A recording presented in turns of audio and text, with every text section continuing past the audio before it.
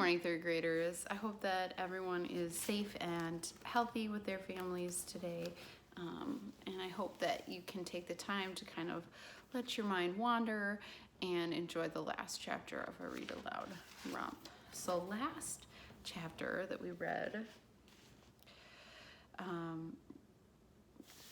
Opal found out Rumpelstiltskin's name because he said it in front of Frederick and Bruno and Frederick told their sister Opal, and so he got to give the baby back, baby Archie, because he didn't want the baby anyway, right? So now he fell through the floor into the kitchen with Red, and now he's talking to Martha. Martha gave him and Red a lot of food, and let's see what they're up to now. Chapter 32, From Small Things. While everyone else's attention was on the commotion above,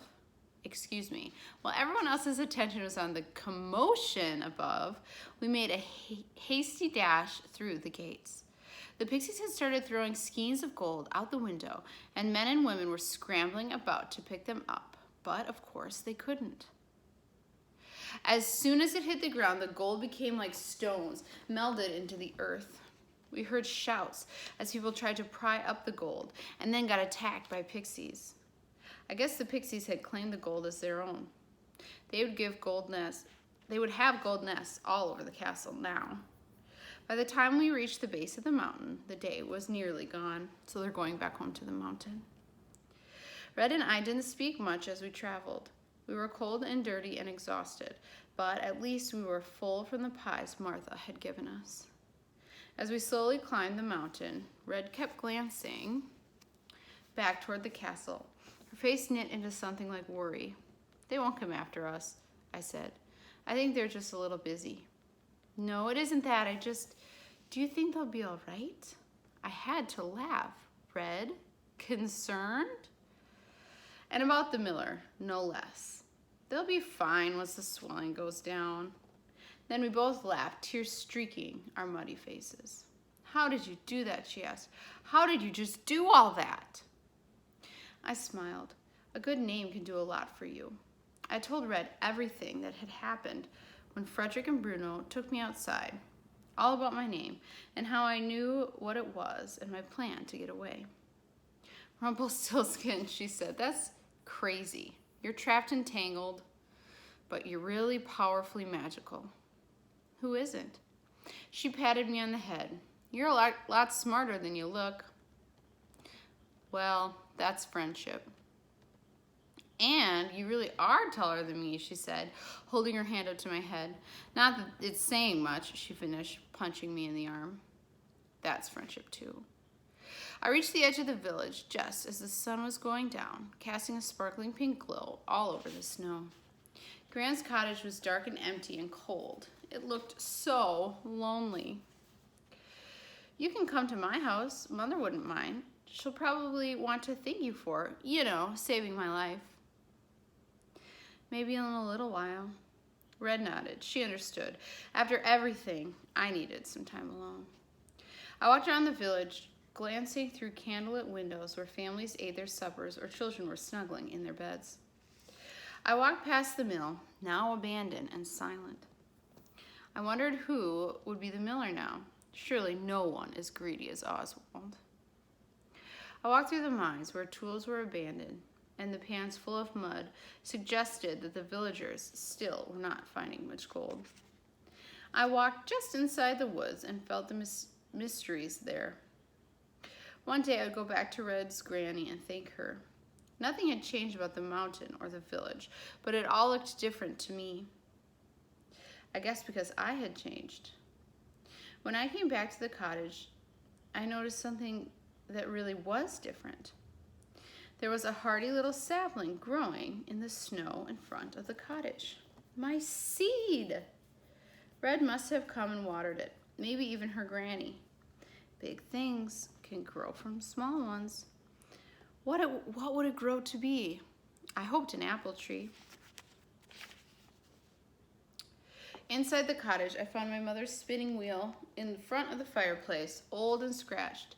It had caused so much trouble, but it was still beautiful to me because it was hers. because now I knew the destiny she had wished for me. I brushed my hands over the wood and spun the wheel, its whir ringing like music. I still had my mother's bobbin in my satchel. I took it out and placed it on the wheel. I gathered a few bits of straw from the floor and held them tight in my hand. Red once told me that the magic was inside me. She was right. But Ida had said that magic was everywhere, in the sky, in the air, in the sun. She was right too. The magic was inside me and outside me, in everyone and everything. And everything had its own unique kind of magic. It was in trees and trolls, squirrels and rabbits, mountains and rivers and rocks. It was in my feet and fingers and in my heart. I could feel it now as I began to spin. Straw is straw, I thought. The straw snapped and sputtered through the wheel. It floated in the air, glittering in the moonlight like bits of gold dust. Like gold, but not gold. Beautiful.